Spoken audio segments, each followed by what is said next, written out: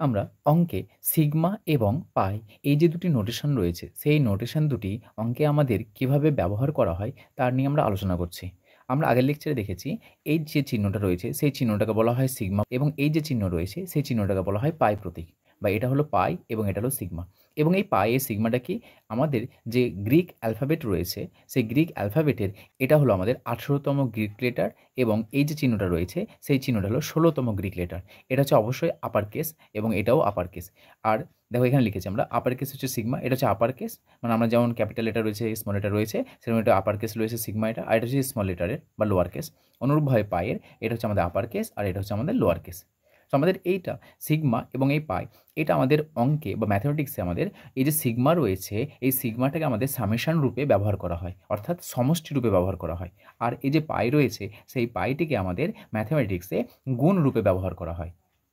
এই সিগমা এর দুটো রূপ রয়েছে, একটা হচ্ছে লিমিটিং সিগমা যেটা চেহারা দেখতে এরকম, যেখানে দেখো এখানে লিমিট রয়েছে, এটা সীমা রয়েছে আয়ের মানে 1 থেকে 10 পর্যন্ত বা এই টাইপের দেখতে যেটা আছে সেগুলো বলা হয় লিমিটিং সিগমা, যেখানে লিমিট থাকবে। আর লিমিটলেস সিগমা যেখানে দেখো শুধুমাত্র এখানে আমাদের সিগমা অফ সাইনে দেওয়া আছে, মানে এখানে কোনো সীমা নেই। অনুরূপভাবে আমাদের পায়ের ক্ষেত্রেও আমাদের দুটো রয়েছে, একটা লিমিটিং পাই এবং একটা রয়েছে লিমিটলেস পাই। যেখানে দেখো এটা লিমিটিং পাই যেটা চেহারা এটা এরকম, যেখানে আমার লিমিট দেওয়া থাকবে, আর লিমিটলেস পাই যেখানে আমাদের লিমিট দেওয়া থাকবে না। তো আগের লেকচারে আমরা এই যে প্রথম লিমিটিং সিগমা সেই লিমিটিং সিগমা নিয়ে আলোচনা করেছি। আজকের লেকচারে আমরা লিমিটলেস যে সিগমা সেটা নিয়ে আলোচনা করব। দেখো আমরা লিখেছি সিগমা অফ সাইনে, তাহলে এই যে আমাদের লিমিটলেস এখানে কোনো লিমিট দেওয়া নেই, তাহলে এর মানটা আমরা কি করে নির্ণয় করব বা এর মানটা আমরা কি করে বের করব। সো এর মানটা আমাদের বের করা হচ্ছে মিনিংলেস যদি আমাদের এই এ যেটা রয়েছে সেই এ এর তোমার ক্যারেক্টারিস্টিক বা এর যদি কোনো ধর্ম না বলে দেওয়া থাকে, মানে এই যে সাইন এ আমরা জানি যে সাইন অফ থিটা, এখানে যে থিটা রয়েছে সেই থিটাটা হচ্ছে আমাদের কোণ। তাহলে থিটা যদি কোণ হয় তাহলে এই যে এটা কোণ রয়েছে সেই কোণটা কার উপর ডিপেন্ড করে দেওয়া আছে, কোন সেন্সে দেওয়া আছে, সেই সেন্সটা বা সেই ক্যারেক্টারিস্টিকটা যদি না বলে দেওয়া থাকে তাহলে কখনোই আমরা সাইন অফ এর মান কত হয় আমরা বলতে পারবো না। সেই জন্য প্রথমে আগে দেখে নিতে হবে যে এ এর বিহেভিয়ারটা কীরকম। যদি আমাদের এখানে বলে দেওয়া থাকে প্রশ্নে বলে দেওয়া আছে যে এ হলো যে কোনো ত্রিভুজের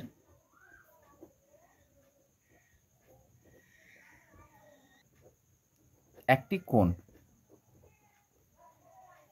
তাহলে দেখো একটি কোণ বলতে তাহলে যে কোনো একটা ত্রিভুজ ধরে নাও এ বি সি। তাহলে এরকম যদি বলে দেওয়া থাকে তাহলে এর মিনিংটা বা এর মানটা আমরা বের করতে পারবো। সো দেখো আমরা ত্রিভুজ লিখেছি এবিসি ত্রিভুজ লিখেছি, তাহলে এই এবিসি ত্রিভুজের আমাদের এই কোণটা বলে দিয়েছে। সো এই কোণের সাপেক্ষে সাইনে বলে দেওয়া আছে। তাহলে বলো এই এ দেখতে কতগুলো রয়েছে, মানে কতগুলো কোণ রয়েছে।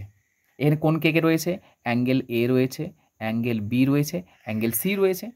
তার মানে তুমি এখানে কোণ যতগুলো কোণ পাবে এই সিগমা সিগমা অফ সাইন এ, তার মানে এখানে আমাদের চেহারাগুলো কীরকম আসবে, যতগুলো কোণ রয়েছে সমস্ত কোণের চেহারাগুলো যেগুলো পাবো তাদের সমষ্টি বের করতে বলছে। তার মানে এখানে কী পাবো, সাইন এ পাবো, সাইন বি পাবো, সাইন সি। তার মানে এ কোণ বা কোণের সাপেক্ষে যতগুলো সাইন পাবে সমস্ত সাইনগুলো সিগমা মানে সমষ্টি। তার মানে এখানে কী কী পাবো আমি, সাইনের আকার কে কে আছে বলো, সাইন এ কোণ রয়েছে, সাইন বি কোণ রয়েছে আর সাইন সি কোণ রয়েছে এবং সিগমা মানে প্রত্যেকটাকে প্লাস। তাহলে দেখো এটাই দেওয়া আছে আমাদের। আমরা লিমিটলেস যে ফাংশনে বের করবো সেই ফাংশনে কিন্তু বিহেভিয়ারটা আমাদের জানার দরকার। যদি না জানি তাহলে কিন্তু কখনোই এর মানটা আমি বের করতে পারবো না। আবার অনুরূপভাবে যদি আমরা এরকম করি যে সিগমা অফ ধরে নাও দেওয়া আছে sign A into sign B, তার মানে বলো এখানে অনুরূপভাবে আমাদের ধরে নাও এ আর বি বলে দেওয়া আছে, আমাদের যে কোনো একটি ত্রিভুজের কোণ বলে দেওয়া আছে। তাহলে এই এবিসি ত্রিভুজের এই যে গুণের আকারে তুমি কতগুলো পাবে বলো তো। এখানে গুণের আকারে দেখো আমরা এ বি একটা পাচ্ছি, আবার এসি পাচ্ছি, আবার বিসি পাচ্ছি, কি আমরা পাবো। দেখো গুণ দেওয়া আছে যেহেতু, কারণ এখানে এ দেওয়া আছে আর এখানে বি দেওয়া আছে, তাহলে দুটো দুটো করে নেবো আমরা। একবার সাইন এ বি নেবো, সাইন এসি নেবো, সাইন বিসি নেবো এবং সমস্তগুলোকে আমরা কী করবো, সমষ্টি নির্ণয় করবো। এখানে বলতে আছে এ আর বি যদি কোনো একটা ত্রিভুজের কোণ হয় এগুলো এ আর বি, তাহলে এখান থেকে বলছে sign A into sign B এই টাইপের গুণের আকারে তুমি যতগুলো পাবে সমস্তগুলোকে সমষ্টি করো। অর্থাৎ এটা হবে এরকম যে সাইন এ সাইন বি একটা পাচ্ছি, প্লাস দিয়ে sine A into sine C এ একটা পাচ্ছি, প্লাস দিয়ে sine of B into sine of C আকারে দেওয়া আছে, সেটা হচ্ছে তার মান হচ্ছে এটা। কারণ কী করে বুঝবো, এখানে দেখো দুটো গুণের আকারে দেওয়া আছে, এখানে সিঙ্গেল দেওয়া আসলো, তাহলে বলো এ কোণের সাপেক্ষে তুমি সিঙ্গেল সিঙ্গেল কতগুলো সাইন পাবে, একটা সাইন এ পাবো, একটা সাইন বি পাবো, একটা সাইন সি পাবো, সেই তিনটে সমষ্টি এটা শর্টকাটে দেওয়া আছে। অনুরূপভাবে sign A into sign B, তুমি দুটো কোণ নাও, যতগুলো তুমি দুটো দুটো করে কোণ নিতে পারবে সমস্ত কোণগুলো দেখো সাইনের মানের গুণফল নেব আমরা এবং তাদেরকে সমষ্টি করব, সিগমা মানের সমষ্টি। তাহলে এখানে এ বি পেলাম, একটা এসি পেলাম, বিসি পেলাম, এর বাইরে নিশ্চয়ই আমরা পাবো না, কারণ এখানে যে কোণ দেওয়া আছে সেই কোণগুলো দেখো জোড়ায় জোড়ায় আমরা এইভাবে এতগুলো না, এর বাইরে কিন্তু আমরা পাবো না। অনুরূপভাবে যদি বলে দেওয়া থাকে যে সিগমা ধরনের দেওয়া আছে আমাদের ট্যান অফ এ, আমরা লিখছি এখানে যে এ হলো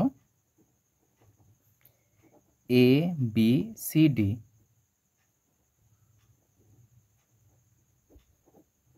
চতুর্ভুজের একটি কোণ। তাহলে চতুর্ভুজ বলেছে, তা যে কোনো একটা চতুর্ভুজ অঙ্কন করে নিচ্ছি, এ বি সি ডি। তাহলে বলো সামেশন অফ ট্যান এ, তাহলে বলো এই যে এ আকারে তুমি কতগুলো ট্যান পাবে বলো তো, এই যে সিগমা দিয়েছে মানে তুমি যতগুলো ট্যানের আকার পাবে প্রত্যেকটা কোণ দিয়ে সমস্ত কোণগুলো সমষ্টি হবে এখানে। তাহলে কী কী পাবো বলো, একটা এ কোণ পাবো, একটা বি কোণ পাবো, সি কোণ পাবো এবং ডি কোণ পাবো। তাহলে কী কী পাবো আমরা, এ কোণের সাপেক্ষে পাবো আমরা ট্যান এ, বি কোণের সাপেক্ষে পাবো আমরা ট্যান বি, সি কোণের সাপেক্ষে পাবো আমরা ট্যান সি এবং ডি কোণের সাপেক্ষে পাবো আমরা ট্যান অফ ডি। তাহলে এই যে সমস্ত কোণগুলো পেলাম সেই সমস্ত কোণগুলোই হচ্ছে আমাদের, তাদের সমষ্টি হচ্ছে এটা আমাদের। তাহলে কী হবে এখানে, এখানে হবে আমাদের tan A plus tan B plus tan C plus tan of D. এটাই আমাদের শর্টকাট আকারে সিগমা অফ ট্যানে দেওয়া আছে।